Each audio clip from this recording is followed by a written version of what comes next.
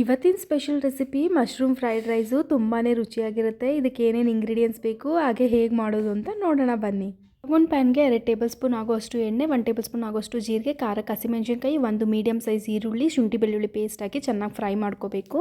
ಈಗ ಸಣ್ಣದಾಗಿ ಹಚ್ಕೊಂಡಿರೋವಂಥ beans, carrot ಮತ್ತು ಬಟಾಣಿ ಹಾಕಿ ಫ್ರೈ ಮಾಡಿ ಸಣ್ಣದಾಗಿ ಹಚ್ಕೊಂಡಿರೋವಂಥ ಮಶ್ರೂಮ್ನ ಕೂಡ ಹಾಕೋಬೇಕಾಗತ್ತೆ. ಅದಾದ ನಂತರ ಕ್ಯಾಪ್ಸಿಕಮ್ ಹಾಕಿ ರುಚಿಗೆ ತಕ್ಕಷ್ಟು ಉಪ್ಪನ್ನ ಹಾಕಿ 2 3 ನಿಮಿಷ ಲಿಡ್ ಕ್ಲೋಸ್ ಮಾಡಿ ಬೇಯಿಸ್ಕೋಬೇಕಾಗತ್ತೆ ಒಂದು 70%.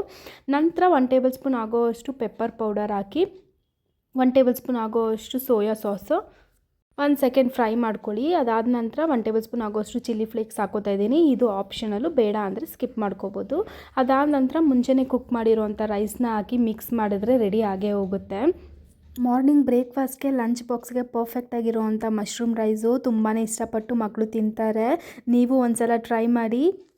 ಈ ರೆಸಿಪಿ ಏನಾದರೂ ನಿಮ್ಗೆ ಇಷ್ಟ ಆಗಿದ್ದರೆ ಪ್ಲೀಸ್ ಫಾಲೋ ಮಾಡಿ, ಲೈಕ್ ಮಾಡಿ, ಹಾಗೆ ನನ್ನ ಪೇಜ್ನ ಶೇರ್ ಮಾಡ್ಕೊಳ್ಳಿ. Thank you for watching.